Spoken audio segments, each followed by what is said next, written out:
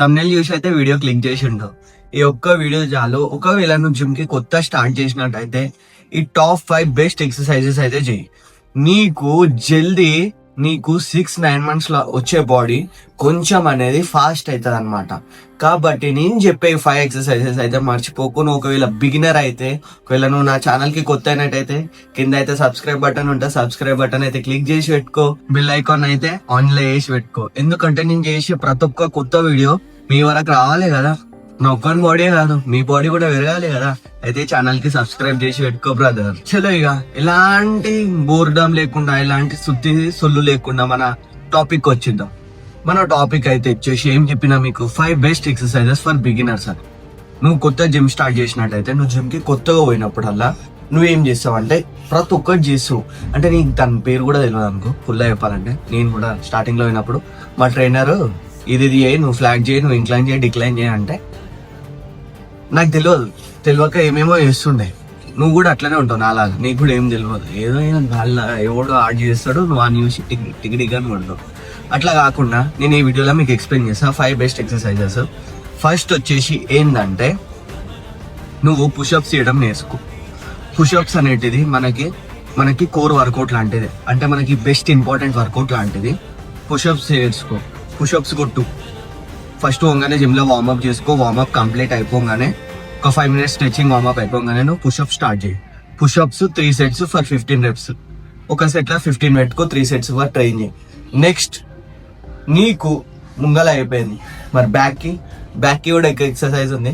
Pull-ups కొట్టు మంచిగా. నీకు ఒకవేళ పులప్స్ రాకపోతే మనకి ప్రతి ఒక్క జిమ్ లో మనకి తెలిసినట్టయితే వెయిటెడ్ మిషన్స్ పులప్స్ ఉంటాయి. మనం కింద వెయిట్ పెట్టుకొని పులప్స్ కొట్టవచ్చు. Pullups for 3 sets for 15 reps కొట్టు, సెట్ అయిపోతుంది. చలో మనకి ఫ్రంట్ అయిపోయింది, బ్యాక్ అయిపోయింది. నెక్స్ట్ అప్పర్ బాడీ నీకు నార్మల్ గా అయిపోయిన తర్వాత నువ్వు మెయిన్ చేయాల్సింది నెక్స్ట్ వచ్చేసి స్క్వాట్స్. నువ్వు బార్బల్ తీసుకొని కొట్టకు, డంబుల్ తీసుకొని కొట్టకు. ఫస్ట్ నీ బాడీ వెయిట్ తో కొట్టు. మంచి ఇట్లా తీసుకో, ఫామ్ లో తీసుకో, బాడీ వెయిట్ తో కొట్టు. స్క్వాట్స్ బాడీ వెయిట్ తో కొట్టు, అర్థమైందా? ఇవైతే మెయిన్ 3. ఇవైతే నీకు ఒక బేసిక్ ఫౌండేషన్ లాంటిది. ఇది లేనిది నువ్వు ఒక నార్మల్ గా నువ్వు స్టార్ట్ చేయాల్సిన బాడీ అయితే నీకు అసలుకే చేరుకోలేవు. కాబట్టి 3 ఇంప్లిమెంట్ చేసుకో. ఇవి బేసిక్ ఫౌండేషన్ వితౌట్ ఎన్ ఎక్విప్మెంట్ ఇది. నెక్స్ట్ వచ్చేసి ఇక మనం మిషన్స్ కైనా లేకపోతే మనం వెయిటెడ్స్ కి వచ్చాం.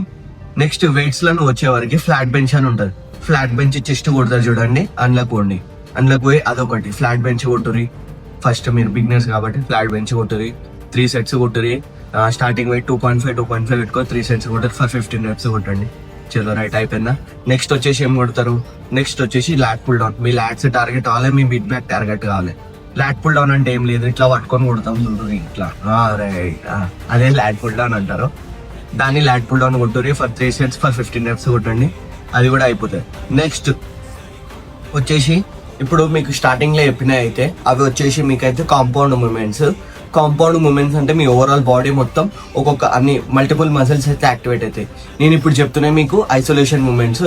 ఇది జస్ట్ ఒక పర్టికులర్ మజిల్ కి మాత్రమే టార్గెట్ అవుతాయి. ఇట్లా మీరు కాంపౌండ్ అంటే అన్ని ఒకటేసారి పెట్టి లేవగొట్టాడు అంటే అన్ని ఇట్లా పుషప్ కొడితే నీ కాలు, నీ చేతులు, నీ ఛాతీ, నీ బ్యాక్ అన్ని పనిచేస్తాయి అట్లా.